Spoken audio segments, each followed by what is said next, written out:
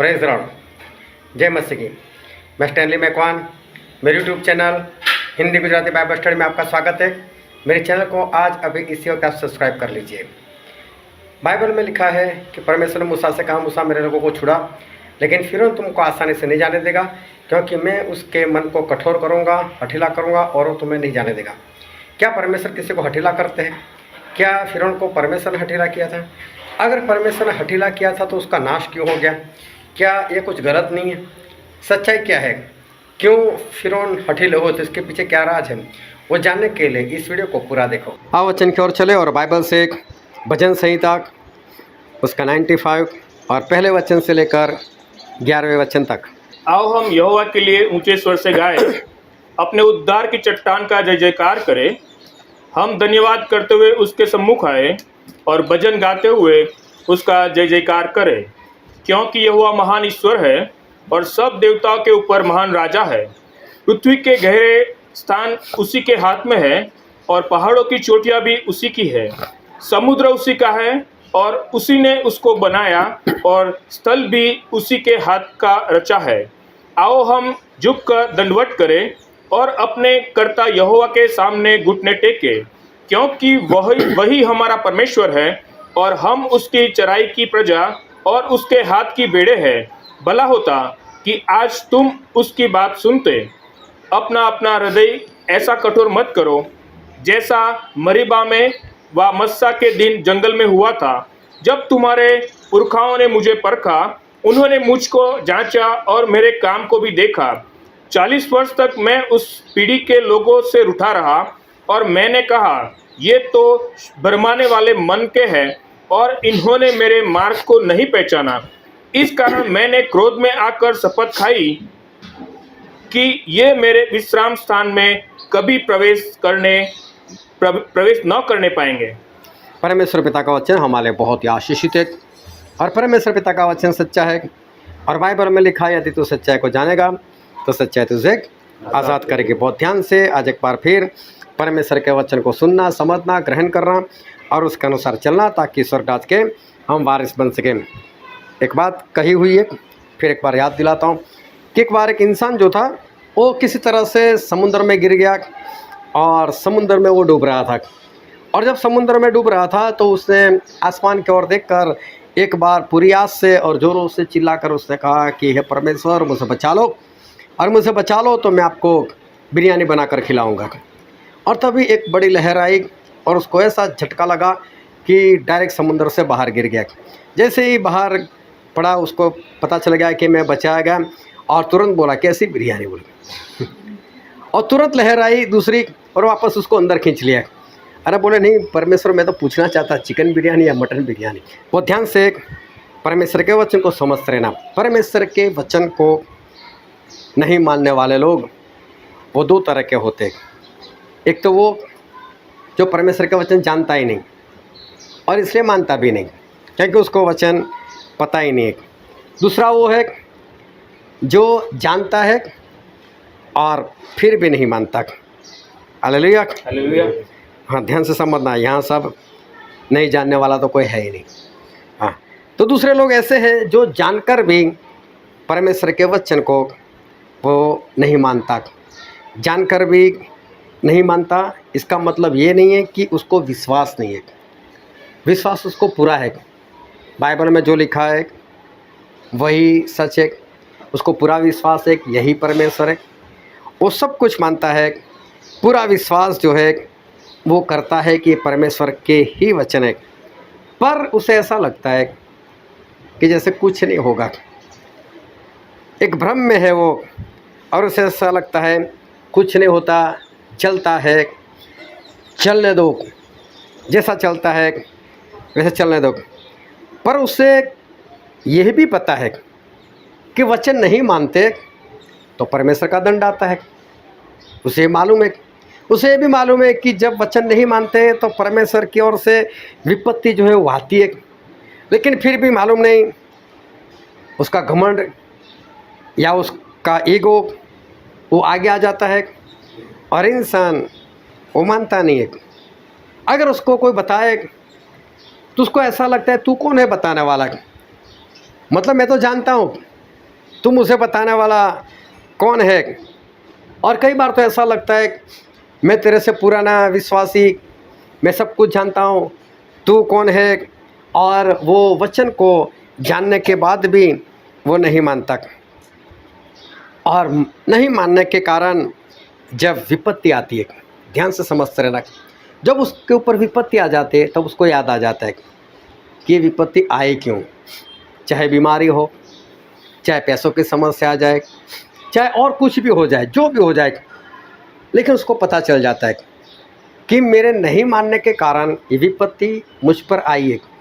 और मालूम है, तब वो अचानक नम्र हो जाता है, पूरी तरह से वो नम्र हो जाता है, परमेश्वर के दास के आगे भी झुक जाता है, परमेश्वर के आगे भी झुक जाता है, और छोटे बड़े विश्वासी जो लोग होते हैं उनके आगे भी झुक जाता है, वो बिंदास से झुक जाता है और बोलता है सभी लोग मेरे लिए प्रार्थना करना, मेरे लिए प्रार्थना करना, मेरे पाप क्षमा हो जाए, मेरे लिए प्रार्थना करना, मेरे से जो भी गलती हो गई है वो सारी गलती परमेश्वर जो है वो मुझे माफ़ करे, और मेरे ऊपर जो भी बीमारी आई है वो मेरी सारी बीमारी चली भी जाए।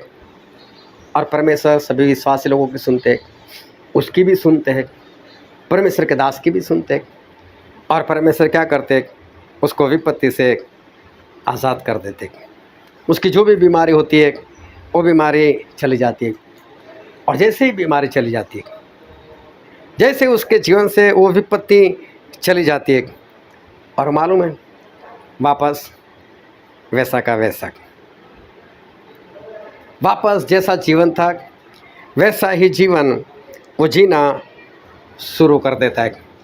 उसको कैसा लगता है, नहीं अरे तो आ गई होगी बीमारी, ये मैंने जो गुनाह किया था उसके लिए नहीं होगा, नहीं तो इतनी जल्दी चली नहीं जाती, हो गया होगा, कुछ खाने पीने में आ गया होगा, बाहर घूमने से कुछ आ गया होगा, नहीं नहीं इसमें परमेश्वर वाली बात कोई नहीं, हो गया होगा, होने के कारण कुछ हो गया होगा। इसलिए एक भाई साहब थे और उनको बीड़ी पीने की आदत थी। हमारी कई बार चर्चा होती थी, कई बार मैं उनको समझाता था, बोलते भी थे हाँ स्टैनली भाई ये बीमारी ये बीड़ी जो है मुझे छोड़नी चाहिए, बीड़ी मुझे छोड़नी चाहिए। कई बार प्रार्थना करवाते थे, बंद भी कर देते थे, फिर वापस पकड़ लेते थे, बस ऐसे ही चलता रहता था।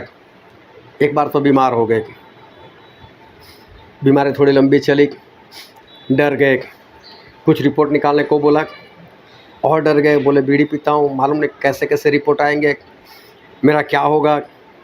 नम्र बन गए, प्रार्थना करो अब नहीं पीऊँगा, परमेश्वर से भी विनती, परमेश्वर अब बीड़ी नहीं पीऊँगा, मुझे माफ़ कर दो, मुझे चंगाई दे दो, ये वो लोगों को प्रार्थना विनती दी।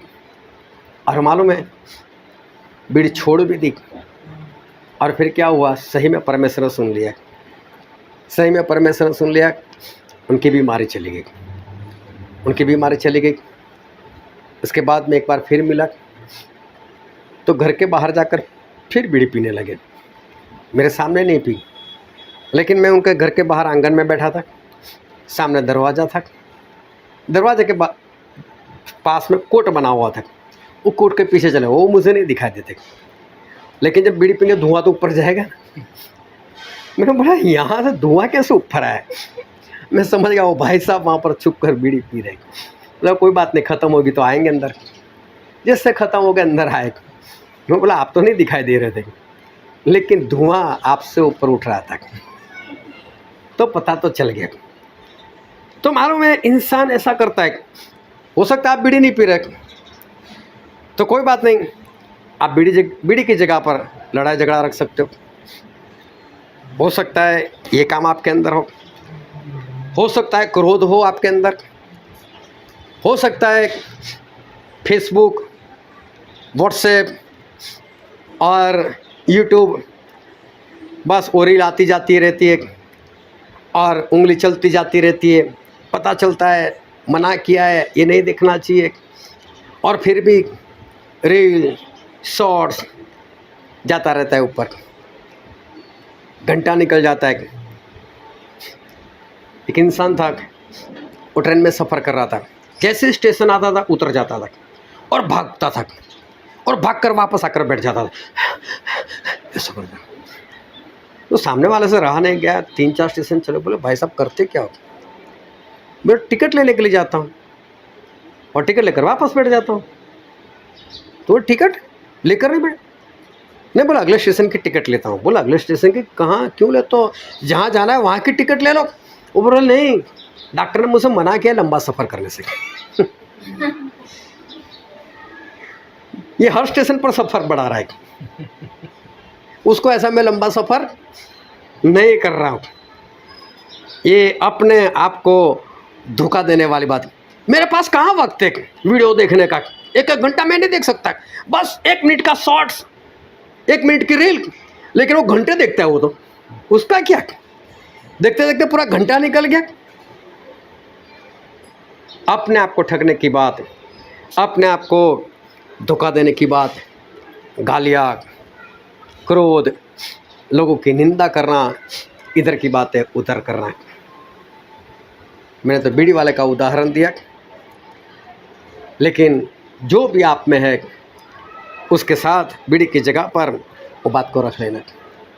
जब बीमारी आती है इंसान नम्र बन जाता है, परमेश्वर से क्षमा मांगता है, परमेश्वर के दास से क्षमा मांगता है, लोगों को बोलता है मेरे लिए प्रार्थना करो, परमेश्वर मुझे क्षमा करे, परमेश्वर मुझे क्षमा करे। परमेश्वर करते भी, परमेश्वर विपत्ति भी दूर करते। और फिर जब गवाही देने का वक्त आता है गवाही भी दे देता है, लेकिन उसके बाद फिर वही काम, फिर वही रील, फिर वही शॉर्ट, फिर वही गालियाँ, फिर वही क्रोध, फिर वही लड़ाई, फिर वही झगड़ा। आ गई होगी बीमारी। हो तो अभी तो सभी के हालात बिगड़े हुए, सभी जगह पर बीमारी है, तो मुझे भी आ गई होगी। और जानकर भी इंसान वापस वही पाप में जीवन जीता है। एक सवाल पूछता हूँ, क्या ऐसा होता है कि नहीं? हो रहा है ना सर? ऐसा होता है। इंसान जो है वो ऐसा करता है। और वो मालूम है, आखिर में वो बीड़ी वाला भाई का एक बार एक्सीडेंट हो गया, सब कुछ ख़त्म हो गया, सब कुछ ख़त्म हो गया। लेकिन उससे पहले मालूम नहीं कितनी बार उनके साथ ऐसा हुआ था। क्षमा मांगते थे, लोगों को प्रार्थना विनती देते थे, बच जाते थे। लेकिन एक वक्त ऐसा आया, एक्सीडेंट हो गया और सारी बात जो है वो ख़त्म हो गई। और मालूम है ऐसे लोगों को क्या कहते हैं? ऐसे लोगों को बाइबल कहती है हठीले लोग। Hallelujah, hallelujah. ध्यान से समझना, ऐसे लोगों को बाइबल ऐसे कहते हैं हठीले लोग। वो समुद्र में डूबने वाला जैसा, जैसे ही प्रार्थना की, जैसे ही परमेश्वर ने बचाया, तुरंत कौन परमेश्वर, कैसी बिरयानी, कौन सी बिरयानी। और जैसे ही वापस अंदर, फिर नहीं परमेश्वर। मैं तो पूछ रहा था यार परमेश्वर को नहीं पता चलता। एक इंसान पॉकेट मार रहा था बस के अंदर, और मारते वक्त ही जिसका पॉकेट था उसने उसका हाथ पकड़ लिया। बोले क्या कर रहे थे? पॉकेट निकाल रहे थे। और बोला नहीं, मुझे तो खुजली आ रही थी। तो वहीं हाथ पॉकेट पर नहीं जाता था जब खुजली आ रही थी तब। इंसान को ऐसा है कि मैं लोगों को धोखा दे सकता हूँ और साथ में परमेश्वर को भी धोखा दे सकता हूँ। लेकिन हमारे परमेश्वर, गुप्त में देखने वाले परमेश्वर, उनको सब कुछ पता चलता है। ऐसे लोग जो है वो हठीले लोग हैं। और मालूम है हठीला कौन होता है? ध्यान से समझना, हठीला दुष्टात्मा होता है। हठीला शैतान है, हठीला दुष्टात्मा है। किसी के अंदर दुष्टात्मा आ गया, मुझे बुलाया गया, वहाँ पर प्रार्थना की, दुष्टात्मा चला गया। हफ्ते बाद फिर दुष्टात्मा, फिर बुलाया गया, फिर मैं गया। और मालूम है दुष्टात्मा ने मुझसे एक बात की, बोले देख भाई, तू मुझे निकालने के लिए मत आ, और मैं भी तुझसे कुछ नहीं करूँगा। क्योंकि पहली बार जब आया था दुष्टात्मा, बोला कौन स्टैनली, क्या कर लेगा वो, यीशु क्या कर लेगा। और जब दूसरी बार वही दुष्टात्मा आया तो क्या बोलने लगा कि देख तू भी मुझसे मत निकाल और मैं भी तेरी बात नहीं करूँ, मैं भी तुझे कुछ नहीं करूँगा, ना मैं तुझे परेशान करूँगा। मतलब तू भी शांति से रह और मुझे भी यहाँ पर शांति से रहने दे। जब तुझे निकाला गया था तब तू वहाँ से वापस आया क्यों? जब तुझे बोला था कि यहाँ से तू निकल जा, तेरा अपमान हुआ, लेकिन फिर भी तू वापस क्यों आया? और बाइबल में ऐसा लिखा है, हम पढ़ते हैं मत्ती रचित सुसमाचार उसका 12वां अध्याय 43-44। जब अशुद्ध आत्मा मनुष्य में से निकल जाती है तो सुखी जगहों में विश्राम ढूंढती फिरती है और पाती नहीं। तब कहती है कि मैं अपने उसी घर में जहाँ से निकली थी लौट जाऊंगी, और आकर उसे सुना, झाड़ा बुहारा और सजा सजाया पाती है। यहाँ पर लिखा है कि दुष्ट आत्मा निकल जाता है और फिर क्या सोचता है, नहीं कहीं शांति नहीं मिल रही, कहीं आनंद नहीं मिल रहा है, मैं वापस कहाँ जाऊँगा? उसी घर में। अरे वहाँ तो तुझे मारा था, वहाँ तो तुझे परमेश्वर के आग से जलाया गया था, वहाँ तो तुझे परेशान किया गया था, और तेरा अपमान कर तुझे भगा, चल भाग यहाँ से, तुझे उस घर से निकाला। और देखो, अगर आपका रिश्तेदार ऐसा करे तो क्या जाओगे उसके घर में कभी? लेकिन ये हठीले दुष्टात्मा होते हैं, कैसे भी कर कर उनको निकालो। एक बहन के अंदर दुष्टात्मा आ गया और जब उसके लिए प्रार्थना चल रही थी, उसको भगा रहे थे, तो क्या बोला दुष्टात्मा मालूम है? कोई बात नहीं, तू भगा रहा है ना, मैं चला जाऊंगा, लेकिन तेरे जाने के बाद मैं फिर आ जाऊंगा। कितना हठीला है ये शैतान की आत्मा। शैतान और दुष्ट आत्मा जो है वो हठीला है, और मालूम है वो क्या सोचता है? मैं मेरे घर में वापस जाऊंगा। जिसके शरीर में रहता था उसको खुद का घर मान कर बैठ गया, उसको अपना घर समझता है। देखो कितना हठीला है। अरे परमेश्वर की रचना है, तेरा घर नहीं है। और देखो परमेश्वर की रचना को, एक इंसान को, एक व्यक्ति को, उसके शरीर को अपना घर समझने लग गया। कुछ दिन रहा क्या, उसको अपना घर समझ लिया। मेरा घर, जिस घर में से मैं निकला था उस घर में मैं वापस जाऊंगा। देखो कितना हठीला है ये शैतान का आत्मा। और फिर मत्ती में लिखा है उसका 8वां अध्याय और उसका 29 वचन। और देखो, उन्होंने चिल्लाकर कहा, देखो किसी को दुष्टात्मा थी, पूरी सेना थी, और वो लोग चिल्लाकर बोल रहे, हे परमेश्वर के पुत्र, हमारा तुझसे क्या काम? क्या तू समय से पहले हमें दुख देने यहाँ आया है? समय से पहले दुख देने आया है। इस बात को नोट करना, समय से पहले दुख देने आया है। इसका मतलब इनको मालूम है कि हमको एक दिन तो दुख मिलने वाला है, एक दिन तो हमको नरक में, जहाँ हमको नरक में भेजने वाला है, एक दिन तो ये हमको मारने वाला है, लेकिन वो दिन आज नहीं है। तो प्रभु से को क्या बोलते हैं? वक्त से पहले दुख देने के लिए है। इसका मतलब जानते हैं कि हम जो कर रहे हैं उसकी सजा क्या है। इनको मालूम है, वचन जानते हैं, परमेश्वर को भी पहचानते हैं, और फिर भी गलत काम किए जा रहे हैं। इसके लिए इनको हठीला कहा है। ये हठीले लोग हैं। और फिर आगे हम पढ़ते हैं लूका उसका 8वां अध्याय और उसका 31 वचन। और उन्होंने उससे विनती की, यहाँ भी सेना वाला है और वो विनती करता है कि हमें अथाह गड्ढे में जाने की आज्ञा न दे। अथाह गड्ढे में मतलब आग की उस झील में जाने की आज्ञा ना दे। मतलब इनको मालूम है कभी भी हमको भेजने वाला है, आज नहीं तो कल भेजने वाला है। देखो वचन जानते हैं, वचन समझते हैं, वचन के ऊपर विश्वास है, परमेश्वर के ऊपर भी विश्वास है, परमेश्वर को जानते भी है लोग, और जानकर भी ये परमेश्वर के वचन नहीं मानते, इसलिए उनको हठीले कहा गया है।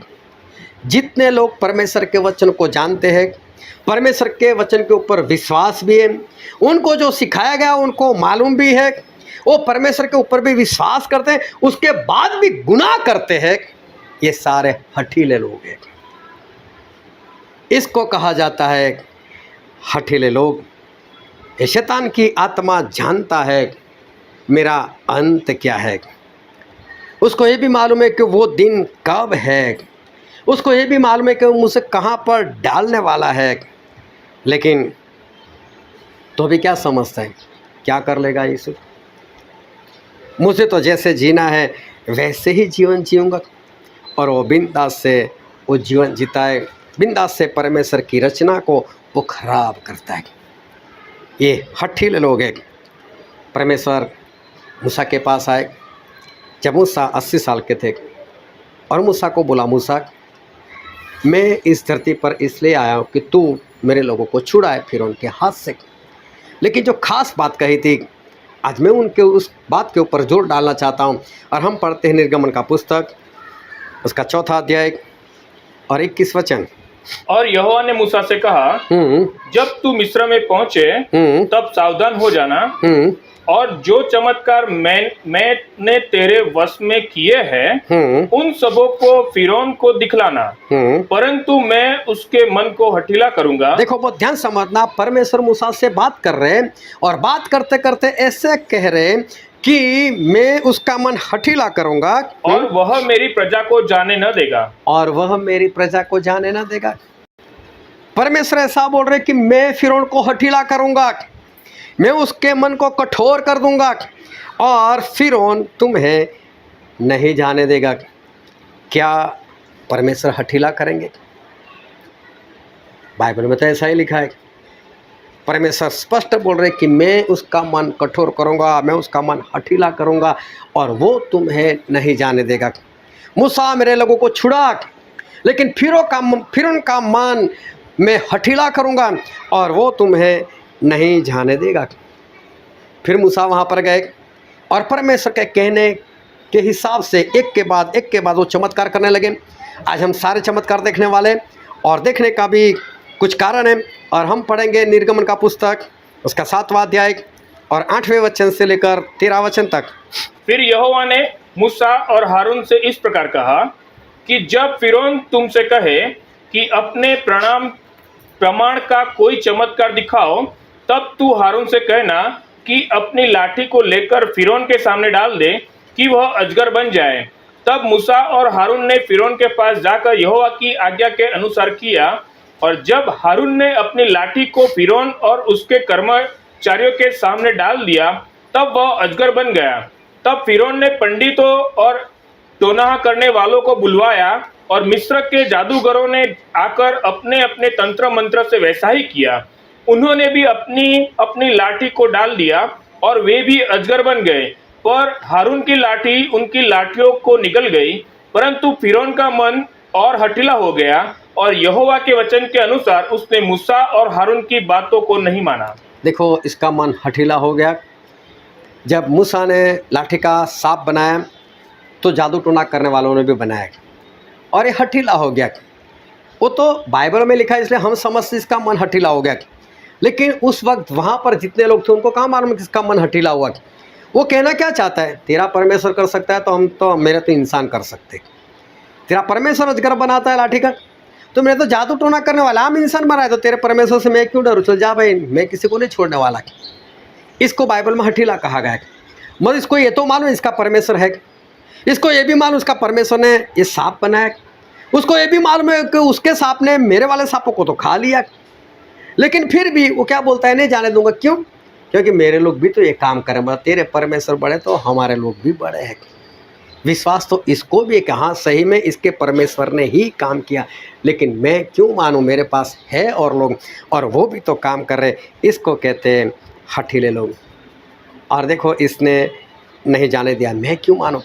फिर आगे पढ़ते निर्गमन का पुस्तक, उसका 7वां अध्याय और 20 से लेकर 22 वचन। तब मूसा और हारून ने यहोवा की आज्ञा ही के अनुसार किया, अर्थात उसने लाठी को उठाकर फिरौन और उसके कर्मचारियों के देखते नील नदी के जल पर मारा और नदी का सब जल लहू बन गया। और नील नदी में जो मछलियां थी वे मर गई और नदी से दुर्गंध आने लगी और मिस्री लोग नदी का पानी न पी सके और सारे मिस्र देश में लहू हो गया। तब मिस्र के जादूगरों ने भी अपने मंत्र तंत्रों से वैसा ही किया, तो भी फिरौन का मन हठीला हो गया और यहोवा के कहने के अनुसार उसने मूसा और हारून की न मानी। देखो जब पानी का लहू बनाया परमेश्वर ने किया, तो जादू टोना करने वालों ने भी पानी का लहू बनाया, उन्होंने भी लहू बनाया। जब उन्होंने लहू बनाया तो फिर उन्होंने बिंदास से बोल दिया, तेरा परमेश्वर कर सकता है तो मेरे लोग भी कर सकते, मैं नहीं जाने दूंगा। और बाइबल में स्पष्ट लिखा है कि उसका मन जो है वो कठोर हो गया, उसका मन जो है वो हठीला हो गया।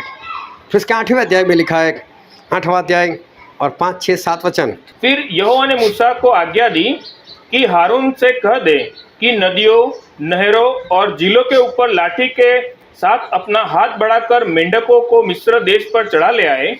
तब हारून ने मिस्र के जलाशय के ऊपर अपना हाथ बढ़ाया और मेंढकों ने मिस्र देश पर चढ़कर उसे छा लिया। और जादूगर ने भी अपने तंत्र मंत्रों से उसी प्रकार मिस्र देश पर मेंढक चढ़ा ले आए। देखो, जब परमेश्वर मेढक लेकर आए तो इधर इन लोगों ने जादू टोना से भी मेढक लेकर आए। और फिर 14-15 वचन पढ़ तो आगे।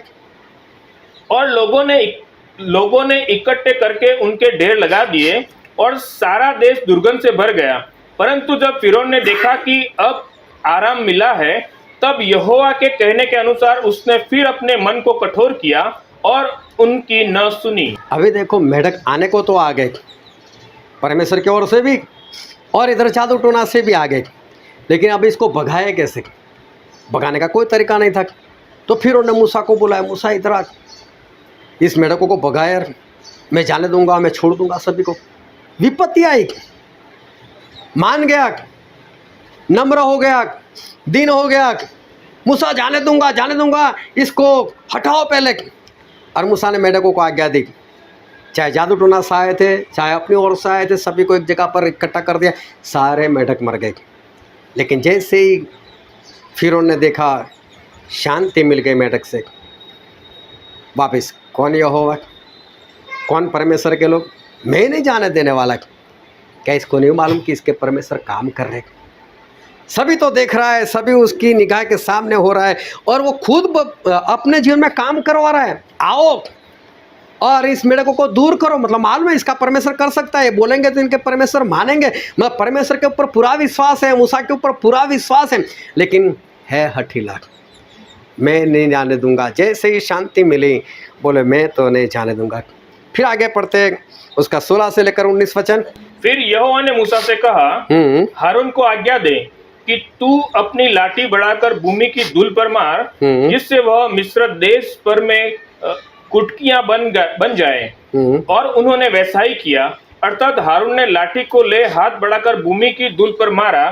तब मनुष्य और पशु दोनों पर कुटकियां हो गई, वरन सारे मिस्र देश में भूमि की धूल कुटकियां बन गई। तब जादूगरों ने चाहा कि अपने तंत्र मंत्रों के बल से हम भी कुटकियां ले आए, परंतु यह उनसे न हो सका, और मनुष्यों और पशुओं दोनों पर कुटकियां बनी ही रही। तब जादूगरों ने फिरौन से कहा, यह तो परमेश्वर के हाथ का काम है। तो भी यहोवा के कहने के अनुसार फिरौन का मन कठोर होता गया, और उसने मूसा और हारून की बात न मानी। देखो, अभी जुए आ गए लोगों के ऊपर, जुए आ गए, सभी के जीवन में जुए आ गए। और यहाँ तक कि अभी जादू टोना करने वाले नहीं कर सके ये काम, उनसे नहीं हुआ, तो भी फिरौन का मन कठोर हुआ और बोल दिया, कोई बात नहीं, मैं तो नहीं जाने देने वाला और मैं नहीं छोड़ने वाला। फिर आगे पढ़ते हैं उसका 28 से लेकर 32 वचन। फिरौन ने कहा, मैं तुमको जंगल में जाने दूंगा कि तुम अपने परमेश्वर यहोवा के लिए जंगल में बलिदान करो, केवल बहुत दूर न जाना और मेरे लिए विनती करो। तब मूसा ने कहा, सुन, मैं तेरे पास से बाहर जाकर यहोवा से विनती करूंगा कि डांसों के झुंडे तेरे और तेरे कर्मचारियों और प्रजा के पास से कहीं ही दूर हो। पर फिरौन आगे को कपट करके हमें यहोवा के लिए बलिदान करने को जाने देने के लिए नाही न करे। सो मूसा ने फिरौन के पास से बाहर जाकर यहोवा से विनती की, और यहोवा ने मूसा के कहे के अनुसार डांसों और झुंडों को फिरौन और उसके कर्मचारियों और उसकी प्रजा से दूर किया, यहाँ तक कि एक भी न रहा। तब फिरौन ने इस बार भी अपने मन को सुन्न किया और उन लोगों को जाने न दिया। देखो, मक्खियाँ बहुत आ गई और जादू टोना से कुछ नहीं हो रहा है। और फिर बोल रहा है, ए मूसा आ जाओ, मुझ पर दया करो, मुझ पर कृपा करो, अपने परमेश्वर से विनती करो, मक्खियों को दूर करो, मक्खियों को दूर करो। मक्खियों को दूर भी किया। मूसा ने कहा भी, देख, पहले के जैसा मत करना, कठोर मत करना, अपने आप को हठीला मत बनाना, हमको जाने देना। बोला, नहीं जाने दूंगा, मक्खियों को दूर करो, मक्खियों को दूर करो। यही हमारे आसपास हो रहा है। यही विश्वासी लोगों के जीवन में हो रहा है। और फिर उन्होंने बुलाया, मूसा ने प्रार्थना की, परमेश्वर ने मक्खियों को हटाया, वापस इसका मन कठोर, मैं नहीं जाने देने वाला। कौन यहोवा, कौन इज़राइल, मैं नहीं जाने दूंगा। फिर आगे पढ़ते उसका 9वां अध्याय, उसका 6 और 7 वचन। दूसरे दिन यहोवा ने ऐसा ही किया, और मिस्र के तो सब पशु मर गए, परंतु इज़राइलियों का एक भी पशु न मरा। और फिरौन ने लोगों को भेजा, पर इज़राइलियों के पशुओं में से एक भी नहीं मरा था। तो भी फिरौन का मन सुन्न हो गया, और उसने उन लोगों को जाने न दिया। देखो एक बार फिर पशुओं के ऊपर मरी आ गई, बहुत सारे पशु मर गए, इज़राइल में एक भी पशु नहीं मरे। इससे खोजबीन की, देखो इज़राइल लोगों का क्या हाल है, बोले वहाँ तो कोई नहीं मर रहा है। तो पता चलेगा ना इनके परमेश्वर ही सब कर रहे हैं। और जो खोजबीन हो रही है वो भी इसी के लिए हो रही है, क्योंकि उसको मालूम है कि इनके परमेश्वर का, चलो देखे तो सही, कहीं उनके परमेश्वर कर रहा है ऐसे ही हो रहा है। तो पता भी चला कि वहाँ तो कुछ नहीं हो रहा है, मतलब इनका परमेश्वर ही कर रहा है। लेकिन फिर भी ये फिरौन हठीला हुआ और लोगों को नहीं जाने दिया। फिर आगे पढ़ते हैं उसका 10 से लेकर 12 वचन। सो वे भट्टी में की राख लेकर फिरौन के सामने खड़े हुए, और मूसा ने उसे आकाश की ओर उड़ा दिया, और वह मनुष्य और पशुओं दोनों पर फफोले और फोड़े बन गई। और उन फोड़ों के कारण जादूगर मूसा के सामने खड़े न रह सके, क्योंकि वे फोड़े जैसे सब मिस्रियों के वैसे ही जादूगरों के भी निकले थे। तब यहोवा ने फिरौन के मन को कठोर कर दिया, और जैसा यहोवा ने मूसा से कहा था उसने उसकी न सुनी। देखो अब लोगों को फोड़े आए, यहाँ तक कि जो जादू टोना करने वाले थे उनको भी फोड़े आ गए। और देखो वो लोग मूसा के सामने खड़े नहीं रह सके। फिरौन ने देखा अभी तो हमारा कोई वश नहीं चल रहा है, कुछ भी काम नहीं हो रहा है, फिर भी वो कठोर हो गया। और यहाँ पर तो स्पष्ट लिखा है कि परमेश्वर ने उसको कठोर किया।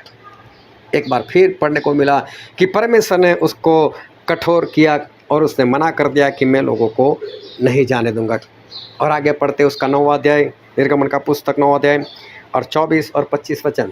जो ओले गिरते थे उनके साथ आग भी मिली हुई थी, और वे ओले इतने भारी थे कि जब से मिस्र देश बसा था तब से मिस्र भर में ऐसे ओले कभी न गिरे थे। इसलिए मिस्र भर के खेतों में क्या मनुष्य क्या पशु जितने थे सब ओलों से मारे गए, और ओलों से खेत की सारी उपज नष्ट हो गई, और मैदान के सब वृक्ष टूट गए। अभी देखो ओले गिरे, और इस बार तो कुछ इंसान लोग भी मर गए। अभी तक कोई नहीं मरा था, लेकिन ओले के कारण तो कुछ लोग मर भी गए। फिर आगे पढ़ते उसका 27 और 28 वचन। तब फिरौन ने मूसा और हारून को बुलवा भेजा। अभी बहुत ध्यान से समझना, मूसा और हारून को बुलाया और उनसे कहा कि इस बार मैंने पाप किया है। देखो फिरौन बोल रहा है मैंने पाप किया है, यहोवा धर्मी है, यहोवा धर्मी है, और मैं और मेरी प्रजा अधर्मी है। मैं और मेरी प्रजा धर्मी है। मेघों का गरजना और ओलों का बरसना तो बहुत हो गया। अब भविष्य में यहोवा से विनती करो, तब मैं तुम लोगों को जाने दूंगा, और तुम न रोके जाओगे। हाँ, मैं तुमको रोकूंगा नहीं, मैं तुमको जाने दूंगा। मैं अधर्मी हूँ, मेरे लोग अधर्मी है, यहोवा न्यायी है। देखो कितना कुछ बोल रहा है। यही सब हो रहा है विश्वासी लोगों में। जब उनके ऊपर विपत्ति आती है, मान जाते हैं, झुक जाते हैं, लोगों को बोलते हैं मेरे लिए प्रार्थना करो, खुद भी प्रार्थना करते, खुद भी झुक जाते, उनमें नम्रता आ जाते, वो दिन बन जाते हैं, प्रार्थना करते हैं, और परमेश्वर उनकी सुनते हैं, लोगों की सुनते हैं और उनको आज़ाद कर देते हैं। और जैसे ही आज़ाद होते हैं ये वापस वही पुराने रास्ता, वही पुराने पाप, वही जीवन, वही उनका जीवन वो एक बार फिर से वो शुरू कर देते हैं। और पढ़ो तो आगे उसका 35वां वचन। और फिरौन का मन हठीला होता गया, और उसने इजरायलियों को जाने न दिया। देखो जैसे ओले बरसना बंद हो गया और इसका मन फिर हठीला हो गया, और फिरौन ने इनको नहीं जाने दिया। फिर आगे पढ़ते हैं उसका 10वां अध्याय, निर्गमन का पुस्तक 10वां अध्याय 7 वचन। तब फिरौन के कर्मचारी उससे कहने लगे कि वह जन कब तक हमारे लिए फंदा बना रहेगा। उन मनुष्यों को जाने दे कि वे अपने परमेश्वर यहोवा की उपासना करें, क्या तू अब तक नहीं जानता कि सारा मिस्र नाश हो गया है? देखो लोगों ने भी फिरौन को समझाया, उसके लोग समझा रहे हैं और उसका परमेश्वर भयानक है। तुझे पता नहीं चल रहा है कि मिस्र जो है खत्म होने को आया है, कितना खत्म होगा, जाने दो उनको, जाने दो उनके परमेश्वर की सेवा करने दो, लोगों ने कहा उस फिरौन से। और आगे हम पढ़ते हैं उसका 10 और 11 वचन। उसने इस प्रकार उनसे कहा, यहोवा तुम्हारे संग रहे, जबकि मैं तुम्हें बच्चों समेत जाने देता हूँ। देखो तुम्हारे आगे को बुराई है, नहीं ऐसा नहीं होने पाएगा। तुम पुरुष ही जाकर यहोवा की उपासना करो। तुम यही तो चाहते थे। और वे फिरौन के सम्मुख से निकाल दिए गए। देखो फिरौन ने एक बार फिर कहा, सभी लोग नहीं लेकिन और लोगों को लेकर जाओ, सभी लोग मत जाना। और उसका मन कठोर हुआ। आगे पढ़ो उसका 16 से लेकर 20 वचन तक। तब फिरौन ने फुर्ती से मूसा और हारून को बुलवा के कहा, मैंने तो तुम्हारे परमेश्वर यहोवा का और तुम्हारा भी अपराध किया है। देखो एक बार फिर बोल रहा है, जब टिड्डियाँ बहुत आ गई, सारे खेतों को खा लिया, और देखो ये फिरौन वापस पश्चाताप कर रहा है। फिर से पढ़ो 16 से 20। तब फिरौन ने फुर्ती से मूसा और हारून को बुलवा के कहा, मैंने तो तुम्हारे परमेश्वर यहोवा का और तुम्हारा भी अपराध किया है। इसलिए अब की बार मेरा अपराध क्षमा करो और अपने परमेश्वर यहोवा से विनती करो कि वह केवल मेरे ऊपर से इस मृत्यु को दूर करे। तब मूसा ने फिरौन के पास से निकलकर यहोवा से विनती की। तब यहोवा ने बहुत प्रचंड पछुआ बहाकर टिड्डियों को उड़ाकर लाल समुद्र में डाल दिया, और मिस्र के किसी स्थान में एक भी टिड्डी न रह गई। तो भी यहोवा ने फिरौन के मन को कठोर कर दिया, जिससे उसने इस्राएलियों को जाने न दिया। एक बार फिर यहाँ लिखा है कि परमेश्वर ने इस फिरौन का हृदय कठोर कर दिया, हठीला कर दिया, और उसने नहीं जाने दिया। ध्यान से समझते रहना, ये मान रहा है फिर इसका हृदय कठोर, लेकिन यहाँ पर लिखा है कि परमेश्वर ने उसके हृदय को कठोर किया। फिर आगे पढ़ते उसका 10वां अध्याय, निर्गमन का पुस्तक उसका 10वां अध्याय और उसका 22 वचन। तब मूसा ने अपना हाथ आकाश की ओर बढ़ाया, और सारे मिस्र देश में 3 दिन तक घोर अंधकार छाया रहा। अभी अंधकार छा गया और पूरे मिस्रवासी जो है वो इधर उधर नहीं देख पा रहे। और आगे पढ़ो 27, 28, 29 वचन। पर यहोवा ने फिरौन का मन हठीला कर दिया, जिससे उसने उन्हें जाने न दिया। तब फिरौन ने उससे कहा, मेरे सामने से चला जा और सचेत रह, मुझे अपना मुंह फिर न दिखाना, क्योंकि जिस दिन तू मुझे मुंह दिखाएगा उसी दिन तू मारा जाएगा। मूसा ने कहा कि तूने ठीक कहा है, मैं तेरे मुंह को फिर कभी न देखूंगा। देखो अभी तो फिरौन ने धमकी दे दी। मूसा अब बार बार आता है ना, अब आना भी नहीं बोलेगा, और अभी आएगा तो तू मार दिया जाएगा, मैं तुझे ख़त्म कर दूंगा। देखो कितनी बार इसने परमेश्वर का अनुभव किया, कितनी बार इससे पश्चाताप किया, लेकिन फिर अपने आप को कठोर, फिर अपने आप को कठोर। और अभी तो बोल दिया कि मूसा अब तू आएगा तो मैं तुझे ख़त्म कर दूंगा। और मूसा ने भी बोल दिया कि हाँ ये आखिरी बार है, अब मैं भी तेरे पास नहीं आने वाला।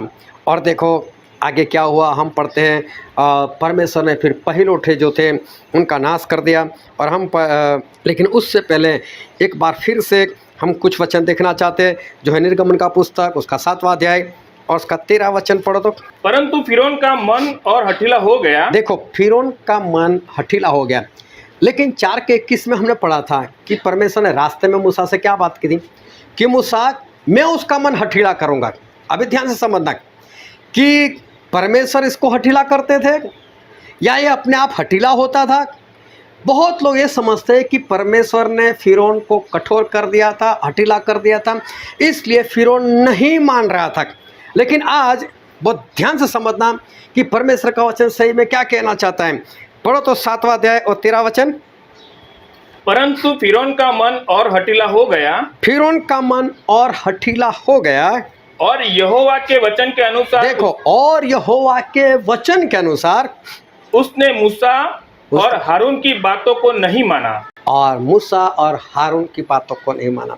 मतलब परमेश्वर ने जो मूसा से बात की थी कि मूसा, मैं उसके मन को हठीला करूँगा और वो तुम्हारी नहीं सुनेगा, तो उसके पीछे जो परमेश्वर का कहने का इरादा था वो ये था कि मैं करूँगा ऐसा नहीं, लेकिन मूसा तू देख लेना, तू जाएगा और हारून जाएगा, मेरे कहो सारे चमत्कार करोगे, लेकिन वो हठीला है, वो अपने आप को कठोर करेगा मेरे कहने के अनुसार। उस उम्र के जैसे परमेश्वर के कहने के अनुसार, क्या बोला परमेश्वर ने कि परमेश्वर के कहने के अनुसार उसका मन कठोर हुआ। तो परमेश्वर ये कहना चाहते थे मूसा को, मैं नहीं, लेकिन उसका मन कठोर होगा, वो खुद करेगा। ये परमेश्वर का कहने का इरादा था। आगे पढ़ो तो उसका 22वां वचन। तब मिस्र के जादूगरों ने भी अपने तंत्रों मंत्रों से वैसा ही किया, तो भी फिरौन का मन हठीला हो गया और यहोवा के कहने के अनुसार उसने मूसा और हारून की न मानी। देखो, परमेश्वर के कहने के अनुसार, मतलब परमेश्वर का जो कहने का इरादा था कि मैं कठोर करूँगा, जैसा मूसा को बोला था, लेकिन उनके कहने का मतलब ये था वो खुद कठोर होगा और वो नहीं जाने देगा तुमको। फिर आगे पढ़ते 8वां अध्याय उसका 15वां वचन। परंतु जब फिरौन ने देखा कि अब आराम मिला है, तब यहोवा के कहने के अनुसार उसने फिर अपने मन को कठोर किया। देखो, यहोवा के कहने के अनुसार फिर क्या लिखा है? अपने मन को कठोर किया। अपने मन को कठोर किया, मतलब परमेश्वर का कहने का मतलब ये था कि वो कठोर करेगा, मैं नहीं करूँगा। उनके कहने का मतलब ये था कि वो करेगा। परमेश्वर ने इसके मन को कठोर नहीं किया था, लेकिन परमेश्वर ने जो बोला था कि मैं कठोर करूँगा, उसका सही मतलब ये निकलता था कि वो कठोर करेगा और तुम्हें नहीं जाने देगा। फिर 19वां वचन पढ़ो तो। तब जादूगरों ने फिरौन से कहा, यह तो परमेश्वर के हाथ का काम है। तो भी यहोवा के कहने के अनुसार फिरौन का मन कठोर होता गया। हाँ, उसका मन कठोर होता गया। परमेश्वर ने किया ऐसा नहीं, लेकिन परमेश्वर के कहने के अनुसार, मतलब परमेश्वर ने जो किया था उसका सही मतलब ये था कि मैं नहीं करूँगा, लेकिन वो अपने आप को कठोर करता रहेगा। फिर उसका 8वां अध्याय और उसका 32वां वचन। तब फिरौन ने इस बार भी अपने मन को सुन्न किया। देखो, अब खुद की बात, फिरौन ने खुद अपना मन सुन्न किया और उन लोगों को जाने न दिया। और उन लोगों को जाने न दिया, वो खुद अपने मन को कठोर करता था। 3 बार हमने पढ़ा कि परमेश्वर ने किया, परमेश्वर ने किया, लेकिन परमेश्वर ये कहना चाहते थे वो तुम्हें नहीं जाने देगा और वो अपना मन कठोर करेगा। परमेश्वर सही में ऐसा कहना वो चाहते थे, और ये सारी बातों से हमको पता चलता है कि परमेश्वर किसी का मन कठोर नहीं करते, लेकिन उनके कहने का मतलब ये था कि वो अपने आप को कठोर करेगा और तुम्हें नहीं जाने देगा। फिर पढ़ो उसका 9वां अध्याय और 34 और 35 वचन। यह देखकर कि मेघ और ओलो और बादल का गरजना बंद हो गया, फिर फिरौन ने अपने कर्मचारियों समेत फिर अपने मन को कठोर करके पाप किया। देखो, फिर लिखा है उसने अपने आप को कठोर किया और पाप किया। अगर परमेश्वर के कहने अनुसार परमेश्वर ने कठोर किया होता तो ऐसा नहीं लिखा जाता कि उसने पाप किया। वो खुद कठोर कर रहा है, और परमेश्वर ने जो कहा था कि मैं करूँगा, उसका सही मतलब यही था कि वो करेगा, मैं करूँगा ऐसा नहीं। तो परमेश्वर ये कहना चाहते थे कि मेरा नाम सुनने के बाद भी वो अपने आप को कठोर करेगा। फिर 9वां अध्याय और उसका 7 वचन पढ़ो तो। और फिरौन ने लोगों को भेजा, पर इजरायलियों के पशु में से एक भी नहीं मरा था।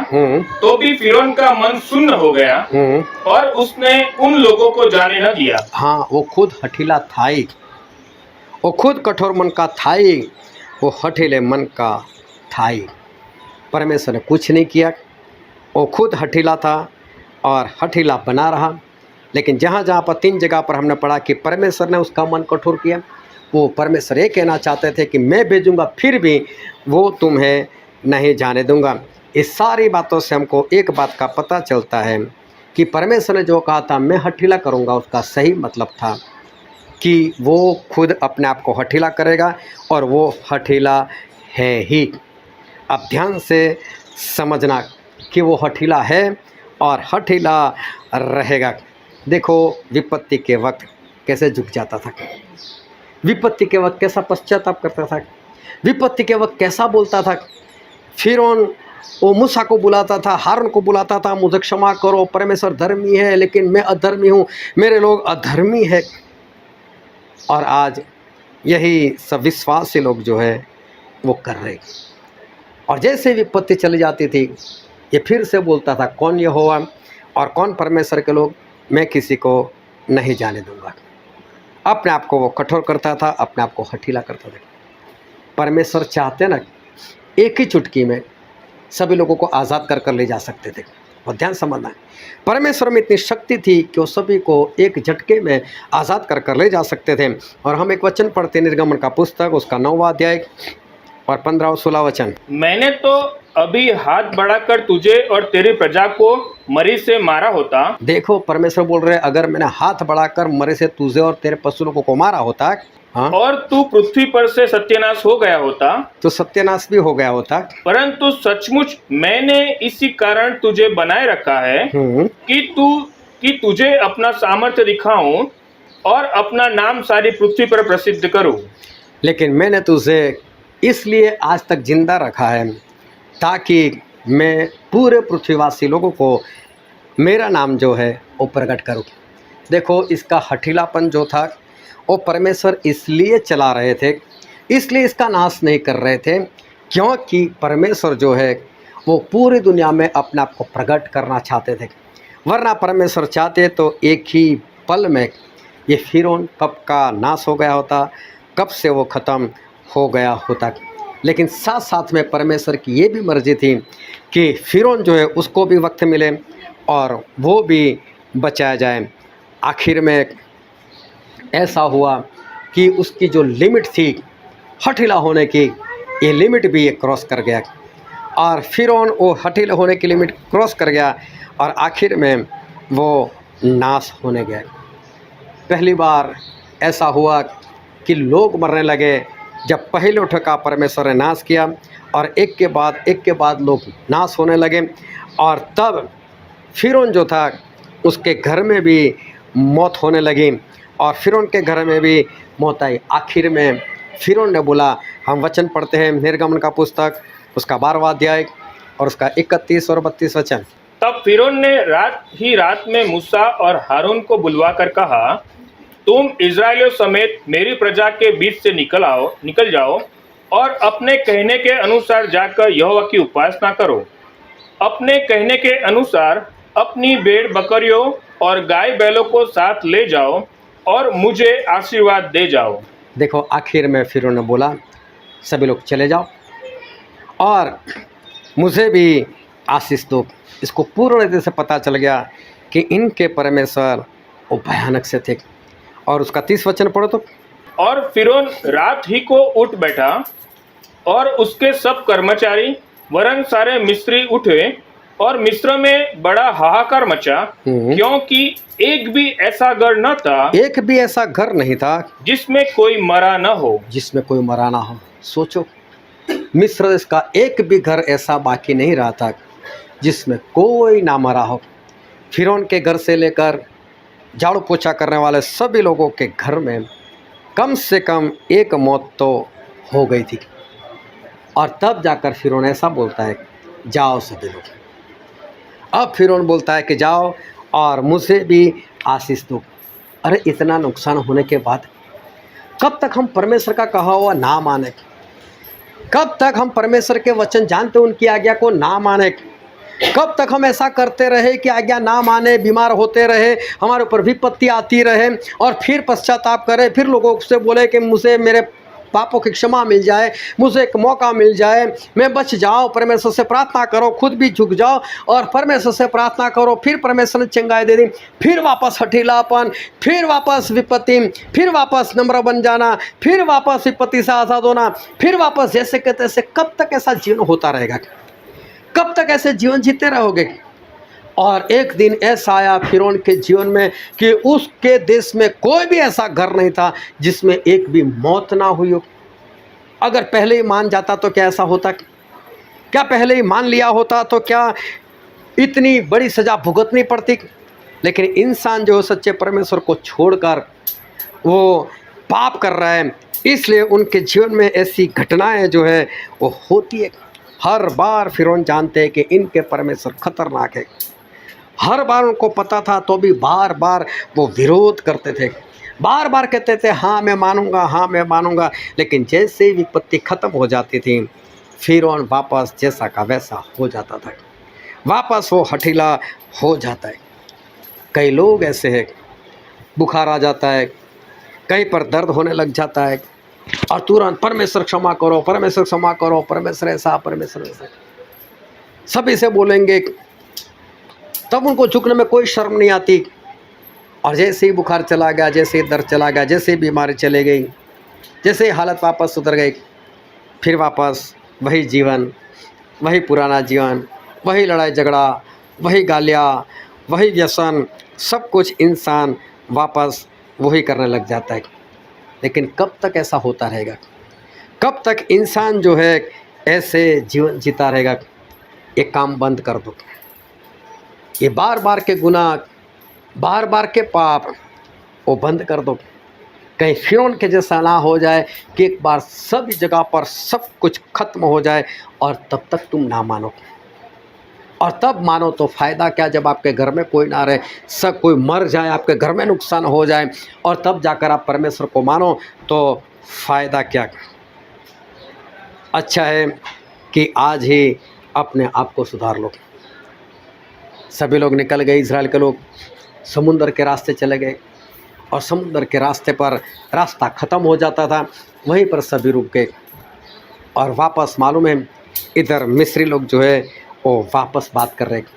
और हम पढ़ रहे हैं निर्गमन का पुस्तक, उसका 14वां अध्याय और उसका 5 और 6 वचन। जब मिस्र के राजा को यह समाचार मिला कि वे लोग भाग गए, तब फिरौन ने उसके कर्मचारियों का मन उनके विरुद्ध पलट गया और वे कहने लगे, हमने यह क्या किया कि इजरायलियों को अपनी सेवकाई से छुटकारा देकर जाने दिया। तब उसने अपना रथ जुतवाया और अपनी सेना को संग लिया। देखो, सभी लोगों को जाने दिया था, एक बार फिर सारे लोग हठीले। घर में मौत हुई लेकिन अभी खुद तो जिंदा है, अभी भी नहीं सुधर रहे, और वापस बोलते चलो हम चलते, उनको वापस गुलाम बना कर लेकर आते। अरे वो गुलाम थे इसलिए तो सब कुछ हुआ, उनके पास गुलामी करवाते तभी तो परमेश्वर ने ऐसा किया आप लोगों के साथ, अभी तो छोड़ो। लेकिन फिर वापस वो लोग हठीले हुए और 26 और 27 वचन पढ़ा तो। फिर यहोवा ने मूसा से कहा, अपना हाथ समुद्र के ऊपर बढ़ा कि जल मिस्रियों और उनके रथों और सवारों पर फिर बहने लगे। तब मूसा ने अपना हाथ समुद्र के ऊपर बढ़ाया और बोर होते होते क्या हुआ कि समुद्र फिर ज्यों का त्यों अपने बल पर आ गया और मिस्री उल्टे भागने लगे, परंतु यहोवा ने उनको समुद्र के बीच ही में झटक दिया। ध्यान से समझना। आखिर में ये लोग समुद्र के पास गए, परमेश्वर ने समुद्र को फाड़ दिया और मूसा को बोला कि सारे इज़राइल को बोल अंदर से निकल जाए। सभी लोग अंदर जाकर निकल गए, लेकिन मिस्री लोगों ने देखा कि हम लोग भी जाएंगे, जब ये लोग जा रहे तो हम भी जाएंगे। और फिरौन और उसकी सारी सेना, अब फिल्म पर मत जाना, फिल्म में फिरौन बाहर खड़ा हुआ दिखाई देता है 10 कमांडमेंट्स में, ऐसा नहीं था। फिरौन भी अंदर चला गया था, सभी पूरी सेना अंदर चली गई और अंदर चली गई। और सुबह जब वो लोग बाहर निकल गए तो परमेश्वर ने मूसा को बोला समुद्र जैसा था ना वैसा ही कर दे, और समुद्र वापस वैसा ही हो गया। और फिरौन के साथ पूरी सेना जो है मर गई। आपके हठीलेपन की कुछ लिमिट होती है, जिस दिन लिमिट क्रॉस कर गए ना उस दिन आपको कोई नहीं बचा सकता, मौत हो जाएगी। नरक तो है ही है, वो तो पहले से तय है, लेकिन जिस्मानी भी मौत हो जाएगी। जब तक परमेश्वर वक्त देते तब तक मान जाओ। बार बार प्रभु छोड़ना, बार बार पत्नी माता पिता से डरना, बार बार परमेश्वर को छोड़कर और किसी को पहला स्थान देना, बार बार लड़ाई झगड़ा करना, बार बार गालियाँ बोलना, बार बार क्रोध करना, ये सब कुछ बंद कर दो। चाहे आज तक वक्त मिला, लेकिन हो सकता है आपकी लिमिट खत्म हो गई हो और आने वाले दिनों में फिर पाप करो और अब मौत के सिवा कुछ भी ना बाकी रहो।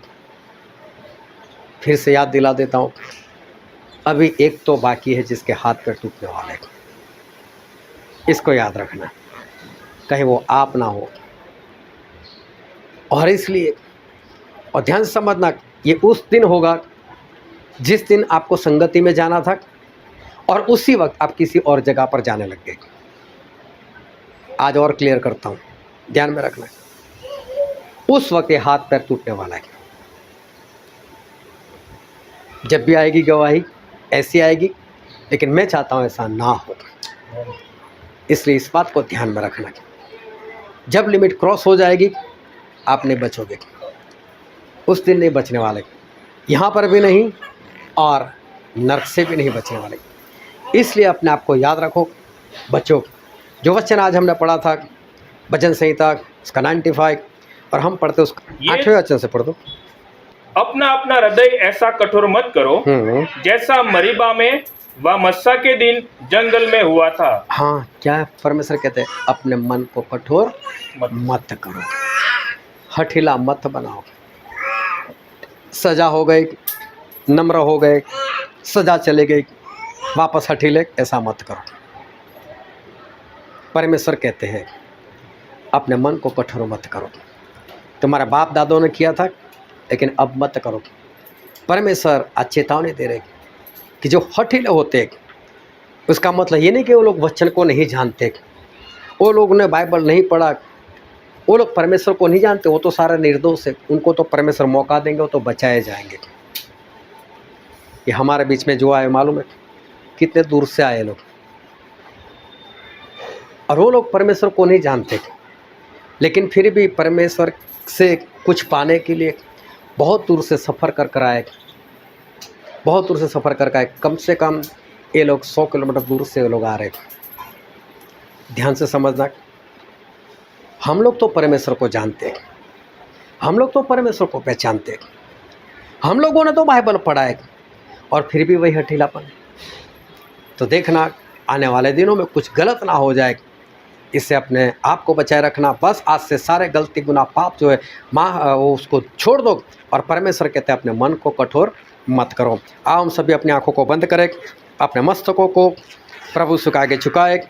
जो राजाओं के राजा है, जो प्रभु के प्रभु है, सभी लोग अपनी आंखें बंद रखें, कोई इधर उधर ना देखे। मेरे प्रियो, ये वक्त है कि हम अपने आप को जांचें और हम अपने आप को परखें। क्या फिरौन के अंदर जो हठीलेपन की आत्मा काम कर रही है, क्या आज वो मेरे अंदर तो नहीं? क्या मेरे साथ बार बार ऐसा नहीं हुआ कि मैंने भी परमेश्वर को जाना, उनके वचनों को जाना, फिर भी नहीं माना? मेरे ऊपर विपत्ति आई, मेरे ऊपर बीमारी आई, फिर मैं नम्र हो गया, फिर मैंने प्रार्थना की, मैंने लोगों से प्रार्थना करवाई, परमेश्वर ने प्रार्थना सुनी, सब कुछ अच्छा हो गया, और फिर मैं वापस वही रास्ते पर तो नहीं चला गया? क्या मेरे साथ ऐसा बार बार नहीं हो? मैंने ऐसा बार बार नहीं किया? अगर आपका आत्मा, आपका हृदय ये बोल रहा है कि आपने ऐसा किया है, तो मेरे प्रियो ध्यान से समझना, ये फिरौन के हठीलेपन की आत्मा काम कर रही है, ये शैतान की आत्मा काम कर रही है। उससे आज़ाद हो जाओ, उससे छुटकारा पालो।